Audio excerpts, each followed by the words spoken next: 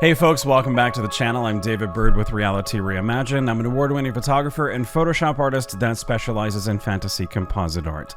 Today we're continuing the journey with part 2 of making some Photoshop artwork using a gel-lit glamour image as our base. If you have not seen part 1, then take a look at the card above. It will take you to that when you're done with this video, so you can start the journey there and then continue forward with part 2. So with that, let's dive into Photoshop and continue the journey of making some artwork. Introductions, as always, to get us started. This is my wonderful friend KIARRA. We've worked together for a number of years and she is incredibly talented. I wish that I could tell you to go to the Instagram account that you see at the bottom of the screen to see more of her amazing work, but unfortunately at the time of this recording, her Instagram account has been temporarily suspended. If you've been around the platforms of Instagram and Facebook recently in the past couple of months, you'll know that they've added more bots to the algorithm, and those bots are kind of wreaking havoc, canceling accounts and shutting down images that they say violate the community standards when they really are not violating it at all. It's a issue that they say they're working on. So hopefully by the time you see this video, her account will have been returned. But let's continue forward with the art making where we left off from part 1. And also in the description below in this video is a link to the Google Drive to download this image of KIARRA, as well as an action that will populate the rule of thirds grid so that you can continue forward with composition.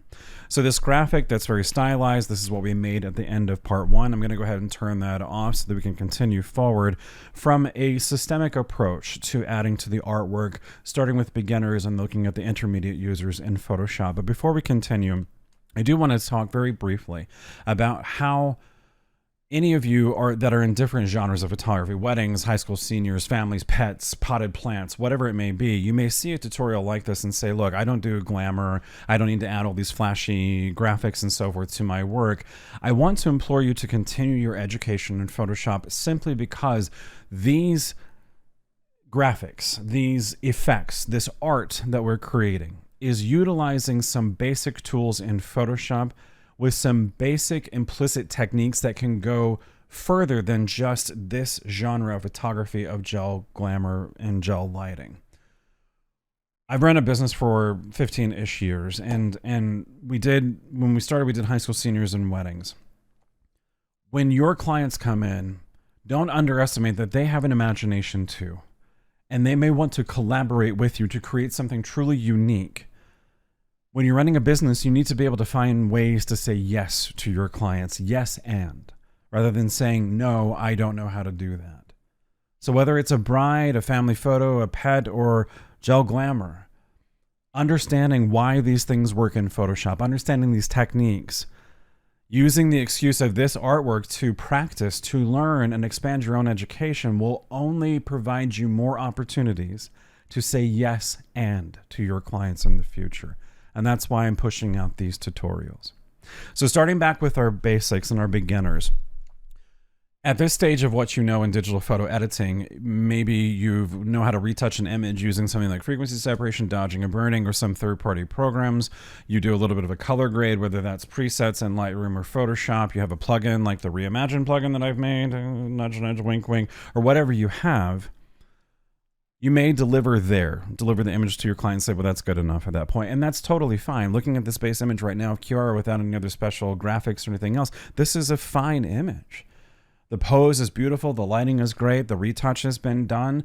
There is something else we can do to this that is a beginner step that will add even more impact, and it's relatively easy to do. So if you're a beginner to digital photo editing, I highly encourage you to consider what I'm about to show you. So I'm going to add a texture to this artwork. Now, this is a texture that I purchased from Adobe stock. Here's the file number in case you want to go purchase this same stock for yourself. I love this texture because of the actual texture itself to it. It looks like plaster on a wall and so forth. It's great. But what I also like about it is the colors that we see in this and how they're specifically put together.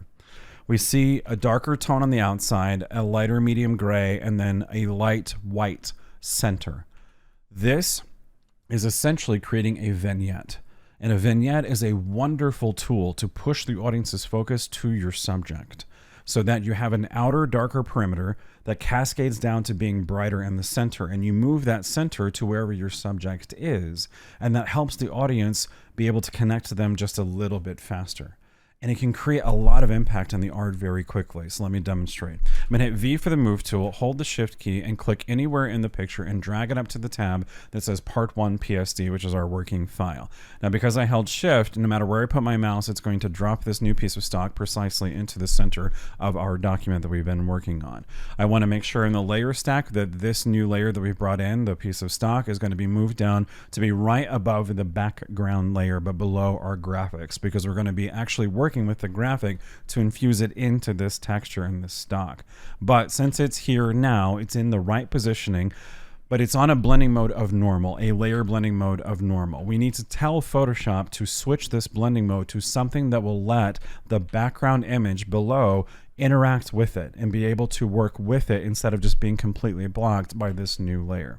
But first, let's resize it so it fits the entire document. Now, on the Move tool, make sure that this box is checked that says Show Transform Controls, so you'll see the bounding boxes across the entire scene. So if I come to a corner bounding box and hold Alter Option and click it, I will resize all of them at the same time. And I just need to resize it enough to make sure that it goes outside of the document, and then hit Enter to accept the transformation. Now let's change that blending mode so it can interact with the background layer itself. So I'm going to come up to the blending mode window here, click it, and come down to Overlay or Soft Light. Those are the two most popular when you're working with a texture to try to infuse it to your base image. Soft Light is like half of the intensity of Overlay. So I'm going to go ahead and choose Overlay, and that simple piece of stock on a blending mode creates such a more visual allure and impact to the image, both from the textures, what it's doing to the base colors that we see in the scene, and that vignette. So it's darker on the outer perimeter, and it's getting brighter as we cascade in to KIARRA, that is bringing the audience's focus to her. So if you're a beginner to digital photo editing, I do strongly recommend that you work with textures because they can create a lot of impact in your work. But let's move on now to start using that graphic and start going back to what we decided in part 1 on the overall composition. And if you haven't seen part 1, to catch you up very briefly, essentially the leading lines of her pose are leading us back to document left. That's why we've moved her from the original image from the center to the right, so that most of the real estate of this piece of art will allow for this fancy graphic and other graphics to come into play. Now, when we created this graphic, essentially I wanted to line it up to the top of her arm all the way down to her knees, so that ultimately it is essentially looks like it's coming from her body and is a part of her. But what my concern is now, again from an art and composition perspective, is that this may be too much. It's certainly beautiful and cool to look at with all the colors and lights that achieve the goal, but it's so impactful that ultimately I'm worried that the audience is going to spend more time looking at this than the model. The goal is I want them to look at her first, the subject of the image, then travel about all the other cool stuff that we put into this. So let's start working with this graphic to see what we can do to blend it into the rest of the image. And hopefully you catch the little nudge, nudge, and wink, wink there, because that's the whole purpose of what we're trying to explore. Learning basic tools, techniques in Photoshop that can blend in and work together to a harmony of the base image. Regardless of your genre of photography, these are simple things you can do to add further impact to the artwork. So first, what I want to do is come to the graphic layer here, and I'm going to change the blending mode so that it will interact with the layers beneath it in a similar impactful way. So let's explore a little bit. If we go to darken and multiply, these are losing the color and essentially using all that to make the scene darker. That's actually kind of cool. But let's move on to the next ones. Lighten. I actually kind of dig lighten because it's using again the colors to try to lighten up the background and letting it interact with that background layer, that base layer that we had before. Screen, I like that one too. I like the overall brightness that we see. It's adding to that idea of the gel lighting. Color dodge, it's just using the colors to dodge the scene, making everything super bright. I don't think that's really going to work for us. Linear dodge is kind of cool, but it's getting a little too vibrant and bright at that point. Lighter color, no. Overlay, soft light, they're functional and they do something interesting, but of course we're losing all of that color and we need to preserve it. So just quickly scrolling through the rest, those are kind of neat too. It's a variation on the colors using difference and exclusion, which those are fun blending modes, but they can go awry very quickly with the art. Hue, saturation, the rest, no. I mean, they're all something cool. So if your imagination is sparked by some of this, then run with it and go with it. I really like difference. That's cool. I might have to experiment with that one in another version of this artwork. And by the way, this is how I taught myself. I'm pretty much self-taught in Photoshop over 20 years. And It's because I experimented. I learned why things worked in Photoshop and would just store this knowledge away so I could use it regardless of what the genre or the needs were of my clients. I think I'm going to go to lighten. It preserves most of the color and lets it interact in a really unique way. So I dig that blending mode and I think it's fun. But I want to go further. I want to now pay attention to the art and its focus to the client or to the audience and viewer. So I think there's just too much of this graphic, and I want to compartmentalize it down a little bit more in the scene, especially paying respect to those leading lines and the composition that we created. So I think I'm going to try to get rid of some of this excess at the top and the bottom and make it more of a narrow band in the middle that moves away from KIARRA. So to do that, what I want to do is to utilize a couple of basic tools in Photoshop. First, I need to make a couple of guides that will be able to snap the marquee tool or other selection tools to the guides so I can make a really even selection. Now let me explain. I can come up to the marquee tool that we've already used in part 1 and just free draw a selection and kind of decide, is that, you know, the space above and below, are they pretty symmetrical, and move it over so that I know I've got a good selection. And yeah, and that looks pretty good, and I think that's okay. But I want to show you another tool that you can use, which is the grid system inside of Photoshop. So to activate the grid, simply hit Control or Command and the apostrophe, and that's going to bring up the grid. This grid is aligned to whatever your ruler measurement increments are. So in this case, my ruler is set to inches, so every inch is represented by a square. Now it's a little bit different to see that, so let me make a little helper layer here that will help us, a blank layer filled with the color white. Now it's much easier to see the grid. So if you see the larger square here, that represents an inch, and then the smaller little squares inside all represent a quarter of an inch. This is a great way for you to be able to make sure that everything is even in your document when you make your guides. And let's make one now. So I'm hitting V for the move tool. My ruler is active on either side of the document window. If your ruler is not active, simply come up to View and then down to Rulers and check it. And also make sure you check Snap so that different tools will snap to certain pieces in the scene, and it just makes it a little bit easier. So now that the ruler is active, I'm going to come up and click anywhere in the ruler. It doesn't matter what number, but click and then hold. And as I drag down, I can move a guideline to wherever I want it to be. So right here, I think it's not so much about the measurement, it's just that looks pretty good. We've got essentially 4 major squares, which are 4 inches above this. So I'm going to make another ruler guide and come down here and count up to 4. So now that I know this is roughly symmetrical, and I've got a good alignment to now make the marquee tool selection, knowing precisely the selection that it's making. I'm going to turn off the grid by hitting Control or Command and the apostrophe key, and then I'm going to go ahead and delete this helper layer for now because I don't think we really need it anymore. So with that in mind, and I know where the structure of my selection needs to be, I'm going to select the graphic itself, grab the marquee tool, and now click on the ruler line, and it's going to snap to it so that I know it's following it precisely, so that the selection is as accurate as I can be freehand drawing here instead of letting the computer decide things for me. So I'm going to move it over just a little bit more to make sure I get as much of that data as possible of the graphic. The selection is made. Now I just want to compartmentalize the selection so that we only see it where the marquee tool is. And the fastest and easiest way to do that is to use a layer mask. So with the selection active on the layer of our graphic, I'm going to come down to the layer mask icon at the bottom of the layers window and click it.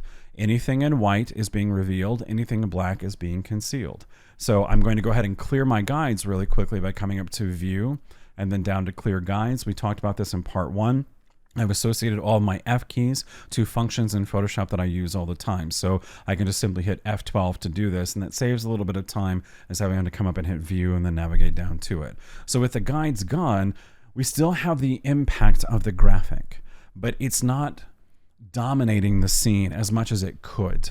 And arguably, this is still cool to me. And if it's cool to you as you're working with this file and making your own artwork with it. Run with your imagination and go with what you see. But for me, I want to compartmentalize this down just a bit more. And I want to add some more effect to it and some more power to it. My worry is that there is so much brightness in the scene that is pulled from the pixels of her outfit that she was wearing, that this brightness is going to potentially pull the audience's focus away from KIARRA. Audiences, viewers of artwork, especially photography, they are more prone to go to the brightest part of an image. That's where their eyes will see first.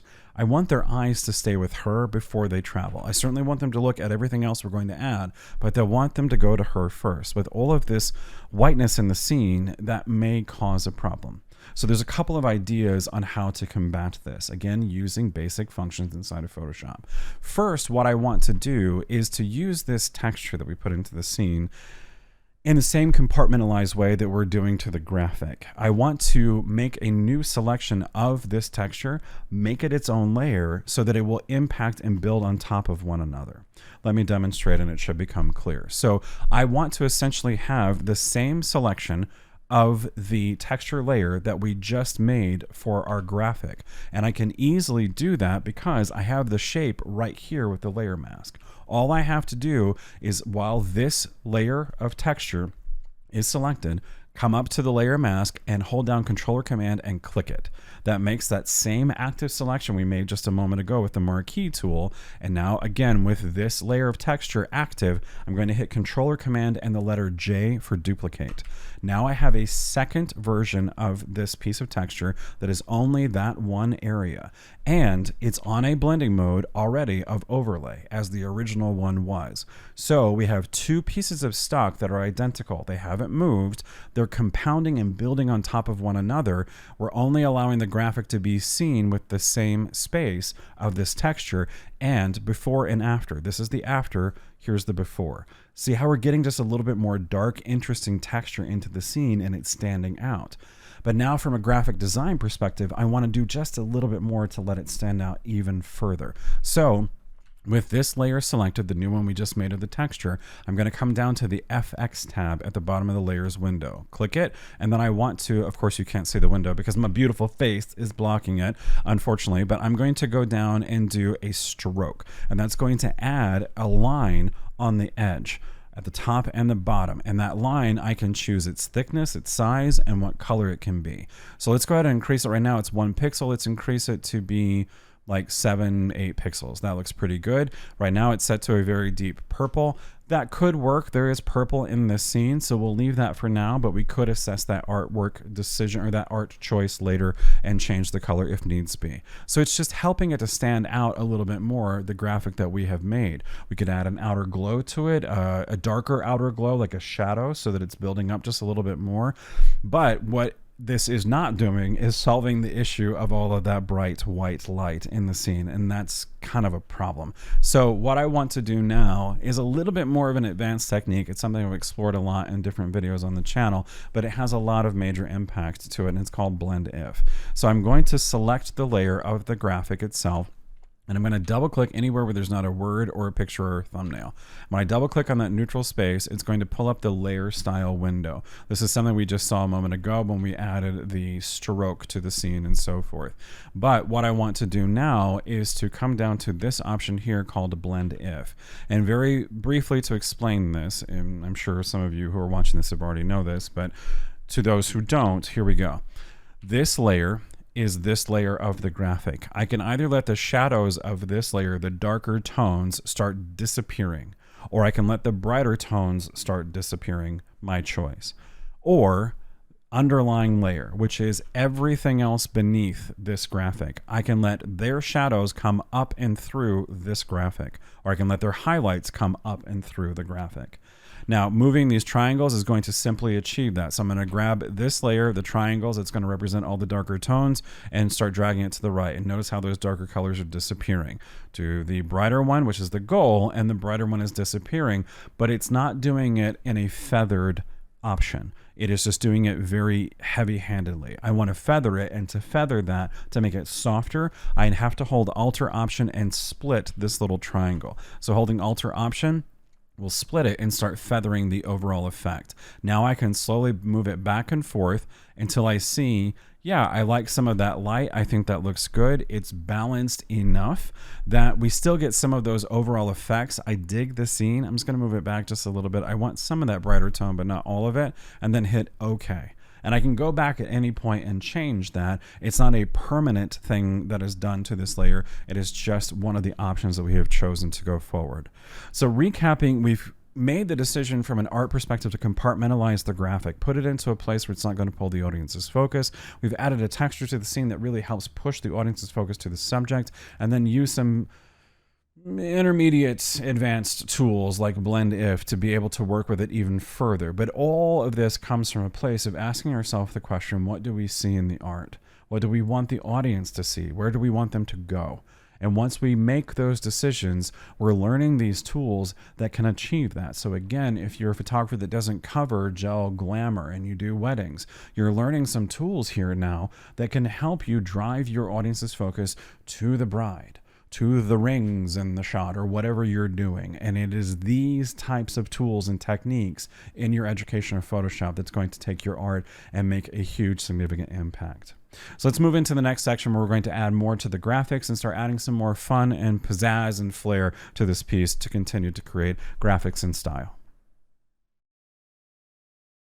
I want to add the second graphic into the scene that has a diagonal angle to it to pay respect to that second leading line that we saw here. We talked about this in part one, her elbows. That's the first one that is leading that, having that leading line lead to document left. There's a second set of leading lines and it's the diagonal of her hips, and I want to try to put the graphic into that scene. And it should be relatively easy because we already have everything in place to do it. So first, to get started, I'm going to come to our original graphic here and duplicate it by hitting Controller Command and the letter J. Then take that with the move tool and move it over into the scene. And if it helps, we can turn off the original layer, but at this point I think we're okay for right now. Now the layer mask is still intact and so forth, so all I want to do is to move it over just a little bit and then rotate it to be at an even degree increment, a 45 degree away from KIARRA. And to do that, with the move tool active and the show transform controls, I'm going to put my mouse cursor right over the corner and it's going to switch to this new icon that's two arrows that indicates that I can rotate it. Now, if I click and start rotating, it's just going to freestyle rotate it with no even degree increments. So to do that in an even degree increment, I'm going to hold the Shift key. And if I hold it and then start clicking to rotate, it'll rotate it until I can get to that 45 degree angle. Then hit Enter to accept the transformation, move it and realign it to wherever we want it to line up into the scene, paying respect to KIARRA. Now, we could make sure that this is lining up perfectly to this horizon line of what we made. I don't think that's necessary. Eyeballing it is good enough for me, but if you want to do that, that is totally fine. Just turn on the grid, make yourself a guide, and make sure that it lines up perfectly. So at this stage, I think that looks good. Let's go ahead and do the same thing that we did before with duplicating the texture using this layer mask as our guide. So I'm going to control click it to make the active selection, then click the texture layer itself, and then hit Controller Command and the letter J for duplicate. Now I have my duplicate of this just like we did before. It is on that blending mode of overlay, and it's letting that graphic now stand out just a little bit more and interact with it. Then I want to go ahead and do the same thing that I did here by creating that stroke on this one. And there's a very easy way to take one effect from one layer and put it onto another one as well. And that's simply to hold Alt Option, click the word effect, and drag it down to the layer that you want. And letting go, it duplicates that layer, that effect, precisely. Now with these two graphics into play, there's a little bit of an issue right here. We can see the other diagonal graphic that we just created, and it's visible within the scene. That's a very simple, easy fix. All we have to do is come up to the layer mask itself. Anything white is being revealed, anything black is being concealed. So I'm going to hit B for brush, make sure that I am using a soft round brush, and I'm going to paint at 100% flow and opacity, and I want to paint with my foreground color as black. So it will hide this part of that graphic that we just created. So to switch my foreground color, I'm going to click this little icon there, or you can hit the hotkey of the letter X and it will switch the colors. Then I'm going to paint black onto this area and make sure that it goes away completely and get rid of all of that. And then down through here, there we go. Now, we've gotten rid of the graphic, except we can still see this part of that duplicate of the texture. I can see the stroke line through there. To get rid of that, we just simply need to add a layer mask, a standard one, which is a reveal all. So I'm clicking the layer mask. It's making it a white one, so we see the entire layer. Now, anywhere where I paint black will make that go away. And I just got to make sure that all of that has disappeared, and using KIARRA's body to block any of those areas where we don't want to see it. So we've duplicated the graphic. I think that looks good. I'm still just a little bit bothered by all the white that's in it, or the brightness of it. And I know that I'm going to add other effects and other elements to this, but I'm just not sure I'm pleased with the brightness in it. So I'm going to return to the blend if on the original document by double clicking where there's not a word or a thumbnail, and then come down to the blend if section and just take some more of that whiteness out of this new graphic that we put into the scene. There we go. I think that looks much better. I don't want all the brightness. I like the colors. I just didn't want that brighter white tones or the white infusion into the hues that we see in the tones and so forth. I'm going to go to the second graphic and do the same. I'm going to reduce some of that brightness just a little bit more, so it's letting some of that texture come through, and that just feels better. Even though we have a cool graphic, it could pull the audience's focus, we aren't pulling it with the hottest point of the colors that we have, so that the brightest point is her clothing and her, and then we let these graphics stand alone as they are. Now there's one more thing I want to experiment with very briefly before we move into the next section, and that's to experiment with these new pieces of the texture that we created. They're on a blending mode of overlay, but I want to see if I make them darker, if it's going to help the colors interact a little bit more and help the graphic interact, or how that's going to work. Because right now I do like that I can see the darker tones and the texture behind this graphic, but the graphic is just not showing up quite the way that I wanted it to. And I want to make sure that both of them are on lighten. They are. Okay, good. So let's go back to our original duplicate here of the texture that we made, and I'm going to change the blending mode to something darker, like darken. Darken, no, multiply. Ooh. Multiply certainly helps. Color burn. I like color burn too.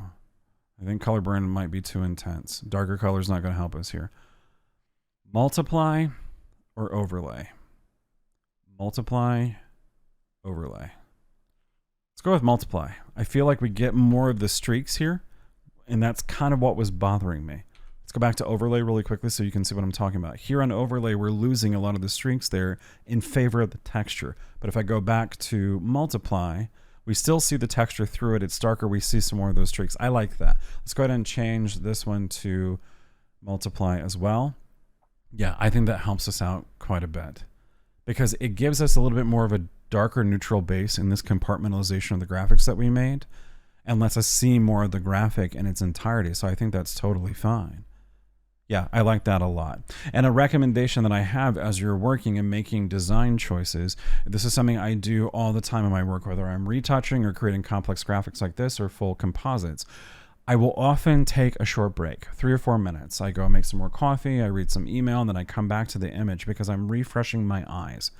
I'm resetting them because you get so hyper focused in what you just did that it's hard for you to be objective about it.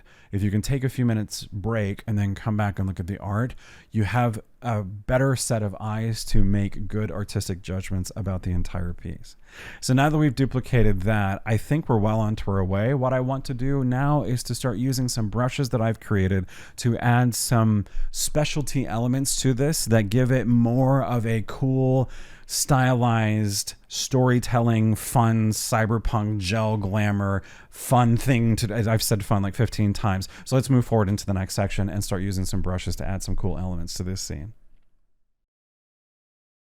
To continue forward making the rest of this art, I want to use a set of custom brushes that I've created for Photoshop, specifically going to my first set of brushes, which is Auras and Flares Edition 1. I'm going to come to this triangular brush that I've created. Now these brushes are identical, except these brushes are a hard edge and these are a soft edge. Coming to this triangular brush here, that looks cool, and I think it's going to help create a stylization to this that continues forward with these graphics. So first, before I work with the brush itself, I need to make a new blank layer in the scene where I'm going to stamp the brush into. So I'm coming to the layer stack here where we made our second graphic, and then I'm going to make a new blank layer so that I can stamp the brush into this blank layer, but it will be below the layer of KIARRA that we've extracted. Now I want to rotate the brush, and I'm going to do that by holding the shift key and then hitting the right arrow key. And it's going to rotate the brush in even degree increments like we did before until I get it to the orientation that I want. Now I'm going to increase the size of the brush by hitting the right bracket key and move it around until I think it looks relatively good in spacing into the scene itself. I like it right there. So I'm going to use my traditional mouse for this because it doesn't have pressure sensitivity like my Wacom pen does. I'm going to be painting with white at 100% flow and opacity. All I have to do is click one time. It stamps the brush shape into the blank layer, and it's ready to go to add some effects to it. And speaking of effects, I want to give it a glow, and I'm going to use a program for Photoshop that I absolutely love. It is incredibly powerful to make glows and light flares non-destructively in your work. It's just brilliant, and it's called Oniric, and it's created by Composite Nation. So pulling this dialog in to get started with Oniric, I'm on this layer here that has my brush into it. Oniric is going to add a glow to the brush, but Oniric adds a glow to anything that it sees in the scene that has luminosity values. I only want it to see the brush itself. So to do that, I have to help it out by creating a couple of helper layers. So first, I'm going to click this layer of the second graphic that we made and make another blank layer, just as we did before. I'm going to switch my foreground color to black by hitting the letter X, and then fill this entire new layer that we just made with black by hitting Alt-Option and the backspace key. So this one layer hides everything else in the layer stack, so Oniric can't see it. Then I'm going to turn off the layer of KIARRA. So now it only sees the triangular brush that we made. Now I can come to the dialog here and click Generate. And it's going to open up the dialog and actually make a new document that just has the brush into it at a smaller resolution and so forth, so it can do its job quickly. Now with this interface for Oniric, I'm going to add the glow to it, but I'm not going to go too far into details on how this works, but there are videos on the channel that explain Oniric in depth, so check those out. And please check out Oniric. I'm not sponsored by them. I don't get any kind of compensation from them, but I love this program.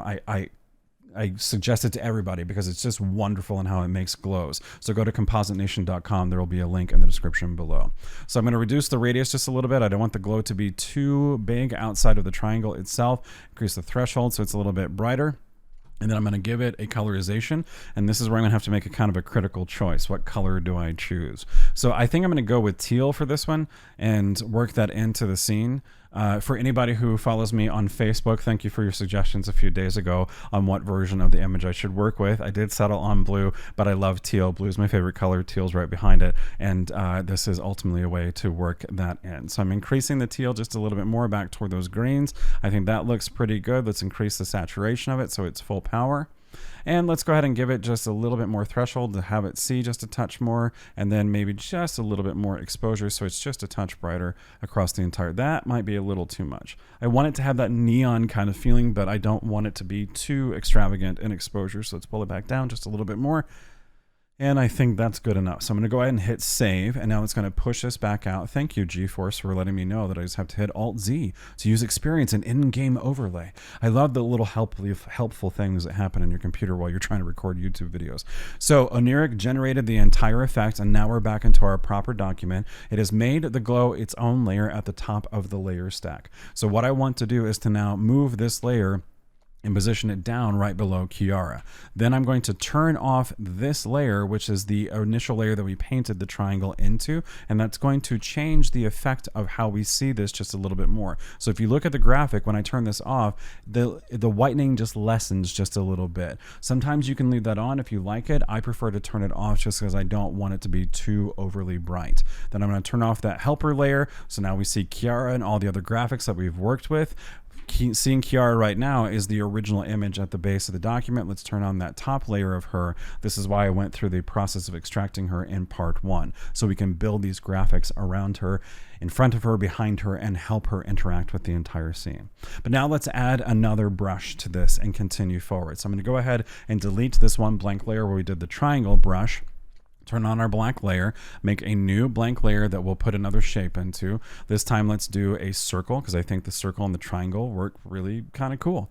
So I'm going to choose, I've got some really cool ones here, and then these double ones. Let's just go for a simple one that's just one standard circle. Again, I want to stamp white for this because Oniric sees light, and that's how it affects or creates the glow and around it. So the brightest lights that it can be put into the scene, the better. So in this case, painting with white is going to give it a pure option of getting the most out of the effect. So I'm going to increase the brush size a little bit more. I don't want it to appear right above her forearm, so I could drag it down, but I'm just going to decrease the size of it to right about there and make it as symmetrical as I can to the triangle, which I think that's pretty good. So stamping once with the mouse pen, or excuse me, the traditional mouse, turning off the layer of KIARRA. I don't have to turn off this layer that Oniric produced because it understands that this is something that it made, so it's not going to see that and use it. At this point, it's just going to see the new thing that we created. So I'm going to click Generate. It'll take us back into Oniric proper, and then, or the actual program itself. And sometimes this can take just a little bit because it's doing a lot under the hood to prepare the view that you see here. And then when you're done moving all these sliders and so forth, and it produces the result, it can take some time too, just depending upon the speed of your computer. So I'm going to reduce the radius again. I don't know the numbers that we had before, but it doesn't really matter. Increase the threshold. Give it just a touch more of exposure. That's way too much exposure if memory serves. Yeah, I think we were down to like below 10 for exposure, but whatever, that's fine. And that's good. Now let's go ahead and click colorize, and we got to pick a color. Do we go purple? Do we go blue? Let's go purple maybe. Purple and teal, I kind of like. Yeah, purple, that looks good. I'm gonna hit save. It's going to now actually produce the results from Oniric and push this into Photoshop proper when it's done. Again, depending upon the speed of your computer, sometimes this runs a little bit faster. It can take some time. Just give it the moments because it's well worth it. It produces such beautiful results. So same thing, I'm going to turn off that layer that we made before, turn off the black layer, turn on the layer of KIARRA, and then move this glow element to be below her. Yeah, I'm kind of digging that. I think that looks really cool, but I want to add one more brushstroke, something just different and unique that pays attention and respect to the leading composition that we did before with those leading lines. So let's add one more brushstroke, deleting that blank layer, adding a new one, turning on the black layer, and then coming back to the brushes, scrolling down. Oh, let's go to my next set of brushes, the Aura Hex brushes. Ooh, no, here we go. Auras and Flares Edition 2. And let's move through here and see what these are. There's one that I have that's like a cool curve. This one. Yes, this one. I like this one. We're going to do that one. So this one's a cool shape, and I can stamp it just as it is in the scene the way it is, but I'm going to go ahead and rotate it. So holding shift, hitting the right arrow key. I like that. Let's go ahead and resize it just a little bit to make it big. We're going to be painting with white on that blank layer. That's pretty slick. Let's go right about there and stamp one time. Okay, cool. Now let's turn off the layer of KIARRA. It's only going to see the new white layer. Hit generate. Go back into a new. Oh, we got to pick a color. Blue. It's got to be blue. I mean, because really the colors are blue and purple in the scene, and of course her red hair. But I don't want to do red because I want her red hair to really stand out and pull the audience's focus. Radius down here to something like that sounds good to me. Increase the threshold to blah blah blah. Exposure, and then we're going to click colorize and choose blue, and let's go to blue, not a deep blue. Orange is cool too. Yeah, that's too getting close to purple.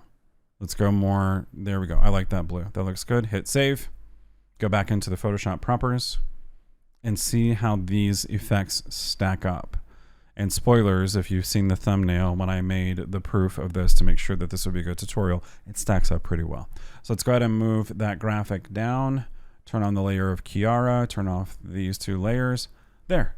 We've got some interesting layers. There's that little hint of blue into the scene. It's not as noticeable and standing out as the others we painted into it, but I don't mind because, again, I don't want to pull too much focus, potentially, in what I'm working with in this scene. So those little brush stamps do quite a bit, and I think it adds a neat effect to this that, yes, this feeds in now to gel glamour and to the effects and storytelling that could fall into the realm of like cyberpunk or something along those lines. And it's just something fun to do, utilizing a great program like Oniric to add those glows. But now let's continue forward. We're almost close to the end of this tutorial. Let's add some haze to this, work with those graphics just a little bit more, then do a color grade and finish the journey today. To finish the stylization to this piece, I want to add some atmosphere that is like a fog haze that's in this scene. Thinking about the neon, thinking about the cyberpunk, like this is maybe a club or something on those lines. I want to add that final atmospheric element into this using a new set of brushes that I've created for Photoshop, which are my Haze brushes.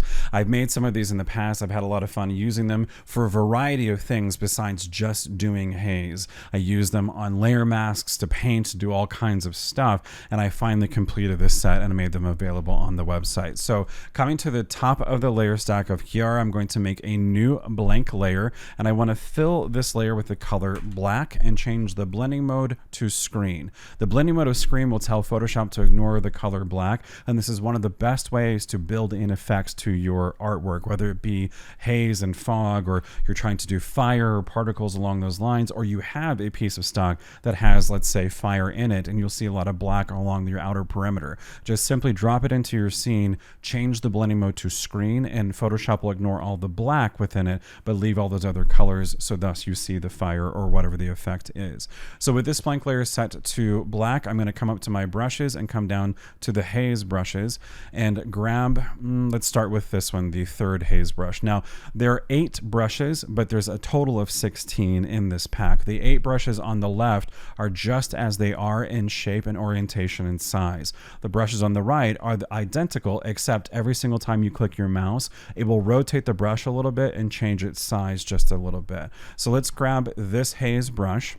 I'm going to switch my color to be the color white, and right now I'm painting at an opacity and flow of 100%. I'm going to change my flow to 20% so I can start building up the haze as we go. So I'm simply just going to start clicking in the scene and adding this flare of haze all over the place. And I like just that. That's good enough for me, but let's add a little bit more going to a different haze brush. Let's try this one and add some more into this scene and see what we can. Ooh, that was a lot because we're painting at 100% flow and opacity. So I'm going to change this flow to, let's go 10% this time, and just start adding in a few more atmospheric elements. And of course, since this layer is on top of the layer stack, it's covering the haze and adding it to KIARRA in the scene, creating just a little bit of that cool ambiance and effect. Let's go to another one, the first original OG one that I made, and change the flow to 10% again and just add some more haze into the scene. Now notice this one is not rotating at all because this is one of the standard brushes that doesn't rotate. So that's why there are 2 sets of each brush in the pack, so that you can either keep the orientation as it is or have it auto rotate as you paint. So I think the haze looks pretty cool. Let's add a color to it that works with this overall piece. So I'm going to come to the bottom of the layers window here, and this is the adjustment window section. Click this and make a hue saturation adjustment layer. Now this is at the top of the entire layer stack. It's going to affect everything in the layer stack, whatever we do in the properties of this hue saturation adjustment layer. I only want it to affect the layer of the haze and fog that we just created. So I need to create what's called a clipping mask. And to do that, I'm simply going to put my cursor right between the 2 layers. Right now it's an icon of a hand with the index finger pointing up, but if I hold Alt or Option, it's going to switch to be an icon of a square with an arrow pointing down. That means it's going to clip this hue saturation adjustment layer to the layer that we just painted all that haze into, meaning it will only affect that layer and nothing else. So now I can come to the properties window here and click colorize. It's going to change all the haze to be a color and then increase the saturation. And now that existential question, what color do we put into the scene? The red's really cool, but again, I want people to go to her eyes. Let's try blue. Blue works. Teal. Oh, teal's kind of cool too. Man, but that could pull focus. We could go to purple haze. Purple haze. I like purple. I'm digging purple. Yeah, that purple is pretty cool. Blue is my favorite color, and then purple's right behind it, and then it's like teal. And the only color I don't like is yellow, and that's for another time to explain why. But if you know me personally, you know why I don't like the color yellow. I'm going to shift this away from purple to magenta just a little bit, pull that saturation down so it isn't pulling too much focus there. And that's simple. We put a black layer on screen, paint some haze into it, and we've created this atmosphere. And you can control it. You can build it up. You can do multiple layers and do different colors. So we could do a deeper purple and then a brighter magenta. So it looks like the lights on set are affecting the haze as we paint it. And it's just simply using these brushes to bring it together. But what I want to do now is return to the haze brushes. Let's go to this one. And I'm going to use these on some of the graphics that we made and see if it makes a difference if we start taking some of this graphic away from the edge and let it just kind of taper off with that same mentality of the haze. So I'm going to click the layer mask that is for our first graphic that we created that is going with those leading lines that we wanted to respect the most. And anything that's black is being concealed, anything white's being revealed. These brushes that I've created, you can use them as we just did, but you can also use them in layer mask to make different effects. And that's how I use them a lot in all of my artwork. So clicking this layer mask to make sure it's active, I'm going to be painting black, which will start concealing some of the graphic. I'm going to change the flow of my brush to 10% so I can build it up, make the brush just a little bit smaller with the left bracket key, and start clicking. And it's taking some of that graphic away. And in a way, it's giving the illusion that the haze is interacting with it and covering it up, so to speak. And we're getting that fun kind of cascade and work with it. Let's go to the second graphic we made and just coming up in the corner and taking some of it away. I'm clicking my mouse, and every time I do, it's rotating the brush, changing its size minusculely so that it can add into this overall effect. I really dig that. I think that looks really cool. And we could explore going even further. Just to give you a quick example, coming to another set of the haze brushes, which are the Aura and Hex brushes. Where are those? You would think I would know where my own brushes are in my stack. Where am I Aura? There we go. We could use the Hex brush and doing a pure paint of opacity and flow of 100% on this layer mask, painting black, we could start taking away some of that to add just a little bit of an interesting hex pattern into this and seeing how it comes into play. Let's go to the other one and add another hex pattern in there. Maybe make one that's smaller and make it really small like this. We could rotate the brush and get a different pattern like that and just add in some cool effects along the lines. So using these brushes to make a hex or using the brush to take away some of your effect that you've already made or graphics that you've already made gives the illusion that you're painting in the hex. I wonder if we just put another one in there. See, this is the kind of thing that gets me into trouble with my own artwork, is because I'm like, ooh, I could do this with the brush. Those look silly, so I'm just not going to use those. Now, the last thing that I want to do before we do the color grade is to use the last set of brushes that I've made, which are hair brushes. I want to add a little bit more hair to this side of her head and make it really look like maybe it's flowing just a little bit more. And these hair brushes are very easy to use, especially in a stylized image like this with gel lighting. So let's come up to the hair brushes and select a good selection of hair. Let's go with this one. No, let's go with that one. I like how it tapers off to the right of the brush. So I'm going to rotate my brush by holding the Shift key, and I want to get, let's reduce it just a little bit. I want to get some hair into there, and then I'm going to use a very powerful tool that's very easy to use in Photoshop called Warp. But first I need to select a color to paint this with. So while I'm on the brush tool, any brush tool, you can hold Alt or Option and it will default over to the eyedropper tool. So you can select a color. So I'm going to go ahead and select kind of a neutral of that red. I want to paint with 100% flow and opacity, stamping one time onto that blank layer and adding in a little bit of that hair. Now it's only one color, so we need to add just a little bit of variance of other colors within this to make it look just a little bit more believable. And that's where one of the other hair brushes in this pack comes into play. And this hairbrush is essentially meant to mimic individual strands of hair. So I'm going to zoom in a little bit more.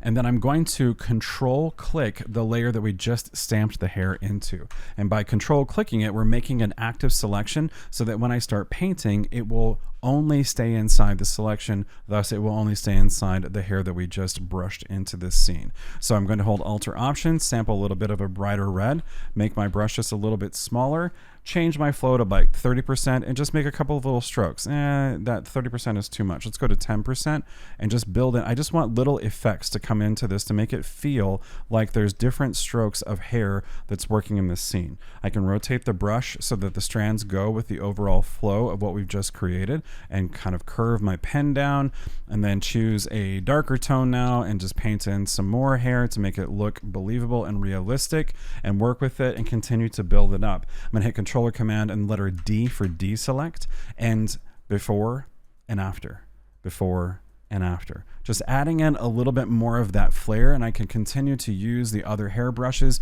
and do the exact same thing. I can stamp in, I can make another blank layer if I want to, make this just a little bit smaller, rotate the hairbrush and add in some more strands, maybe rotate this one just a little bit, and let's change the flow to 100%, stamp it in. But now I want to show you, I'm going to move this one down in the layer stack so that the other one that we just painted a whole bunch of stuff into is on top and covering it up. Well, I want to show you now how to warp this. So selecting that new layer that we just made, I'm going to come up to Edit, Transform, and Warp. And notice I've bound the F8 key to warp because I use warp all the time. This is a wonderful way when I click it to be able to distort the pixels, and Photoshop is going to let you freestyle and move it around and bend it and shape it however you wish. And then when you hit enter to accept that transformation, it's going to try to preserve as much of the original sharpness and data as possible. So briefly explaining how this works for beginners, there are little circular controls. These circular controls control one plane within this. You can use those controls to really warp the scene itself, or you can just simply click in anywhere inside and just start moving things around. So let me demonstrate. I'm just going to click in the center and start warping this to reshape the hair however I wish it to be. So instead of trying to rotate the brush or rotate the actual layer itself, I can just warp it and move these strands around, continuing to distort, use the little circle here to control that plane and pull it down, maybe get it right in between her fingers.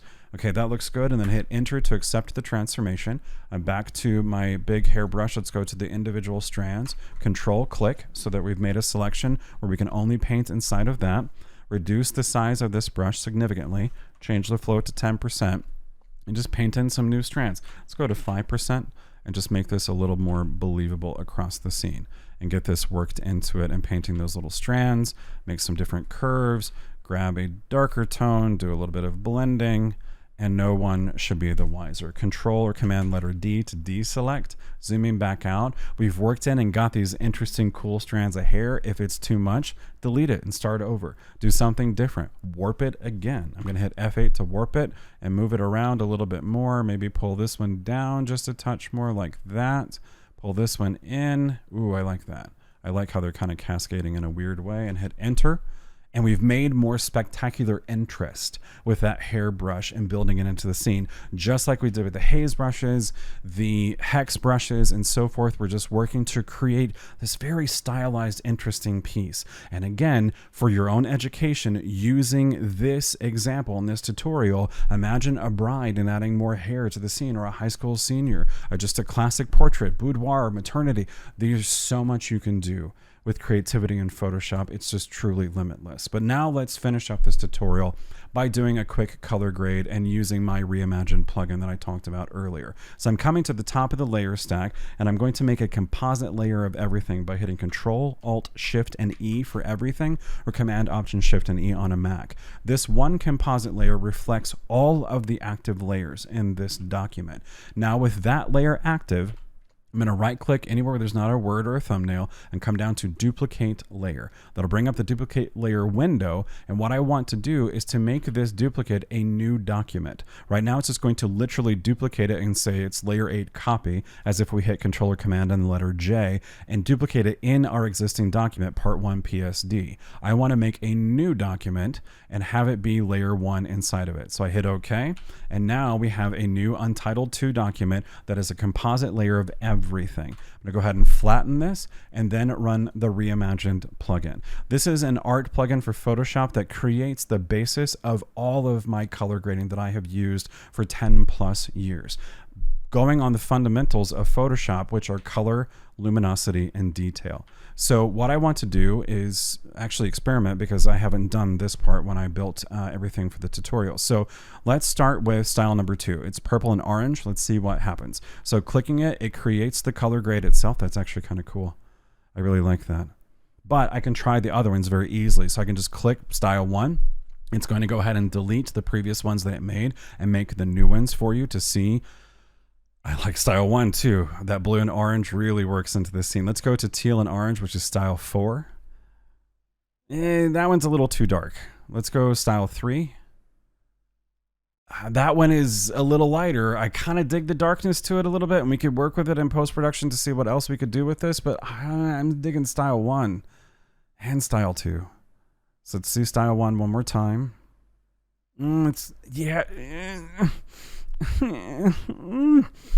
Style 1. Let's move on. So section number 2 for luminosity values, I'm going to add a matte effect. Let's do light for the intensity. If I want stronger, I can do matte. Even for the matte, or even heavy if we want a really strong heavy matte effect. Let's go even for this one. That's kind of neat.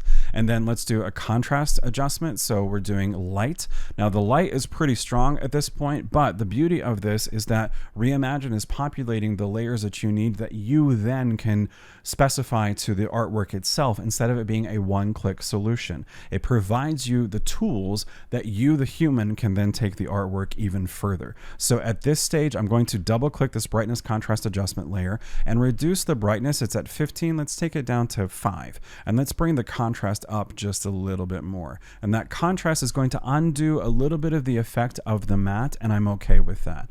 Now I'm going to click the R icon to pull up Reimagine and continue forward to the third section, which is detail. This is going to do a general pass of sharpening to the scene. Let's go ahead and do it on even because it has a good retouch to the scene that's going to help all those details stand out even more. I like that, but if it's too much, you can go and click low and it will replace it with a less amount of sharpening. And then a final sharpen, and this one let's do low because this is pretty heavy-handed, which is why this effect is painted with a black, or populated with a black mask hide all, so that you can paint it in to reveal it in the areas where you want it to be. Now I'm still on the hair brushes, so let me come back up to a soft round brush. And I'm going to change my flow to 10%, paint white to reveal this effect.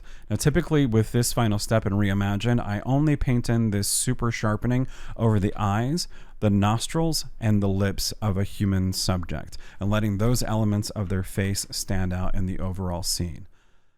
I really dig this color grade. I think it looks so cool. And I love this overall effect and that hair. Like, it's just, this has like an 80s vintage sci-fi fantasy kind of feel to it. And that speaks to my nerd heart because I was born in 1977. The 1980s were my favorite period of time. The Transformers, He-Man, Star Wars.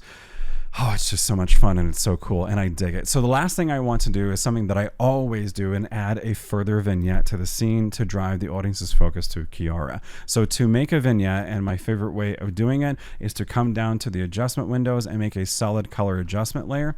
Now this is making a purple one, which might be an interesting choice. So let's go with it, but typically I choose a pure black of RGB values being set to 0. So let's go ahead and hit OK. And now I need to change this blending mode to soft light. Ooh, yeah, purple was a good choice.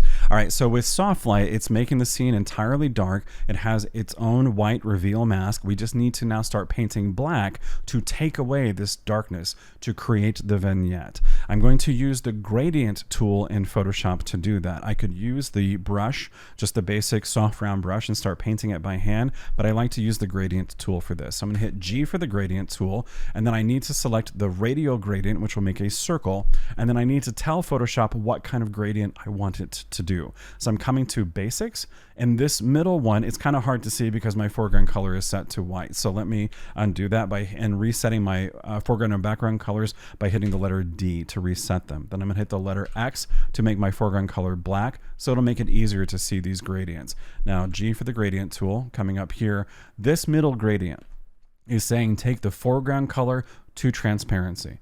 Otherwise, it's black to white. So if I do foreground color to transparency, what this is going to do is start painting black on this layer mask in a circle, and it's going to do it at an opacity of 30% because that's what I typically set the gradient tool to be. Now with the gradient tool, the further that I stretch out the line that you're about to see, the bigger of a circle it's going to make. So if I make a small little line like this, it makes a small little circle. If I make a big line like that, it makes a big circle. And if we look at the layer mask, you'll be able to see, I'm holding Alt-Option to click the layer mask. Here's the small circle, and then it made a faint, bigger circle. So Alt-Option to go back and continue taking some of this gradient away. Oh, this is so cool. I dig this a lot. There we go. Yeah, I love it. It looks great. That simple of a vignette. We've got all that haze, that light effect, the hair. It just all comes together in such a unique way that all goes back to composition And that's the subject of the final thoughts of this tutorial. As you go on this journey of creating artwork, specifically beginners, new to digital photo editing, I know that it can seem daunting, it can seem overwhelming. You may have an idea in your mind, but you don't know how to pull it off in Photoshop, and that's where education and tutorials like this step in to help you forward. But even further, if you have great photography acumen, but you don't know what to do, how to get that spark of creativity, turn back to something as simple as the composition, the leading lines. Use something as simple as the rule of thirds to get you further on the journey. These tools that we've used in Photoshop are basic tools.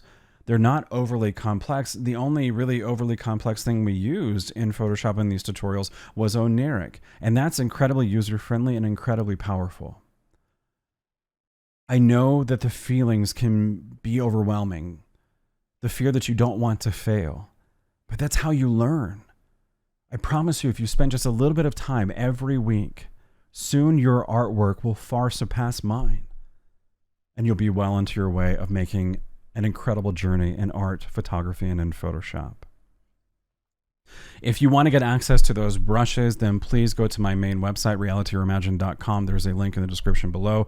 It will take you to the shop page where all of those brushes are available for purchase. They are only able to be used in Photoshop, and there's many tutorials on this channel that show you how to use them. There will also be a link in the description below to Composite Nation to get Oniric. It's a truly incredible, powerful program. I can't recommend it enough. It's just wonderful to use. Make some artwork. Make artwork similar to what we just made in this tutorial. Make your own and share it with this world. Share it with me and KIARRA. If you post it to Facebook, please tag either myself, David Bird, or KIARRA. KIARRA Anais. It's at the bottom of the screen now. If you posted it to Instagram, tag either one of us. Reality Reimagined on Instagram, and then KIARRA Anais once Instagram stops being so stingy and stupid. So anyway, that concludes this tutorial. If you like the content you found in the video, then please give it a like and consider subscribing to the channel, because new content debuts each week in photography and Photoshop education.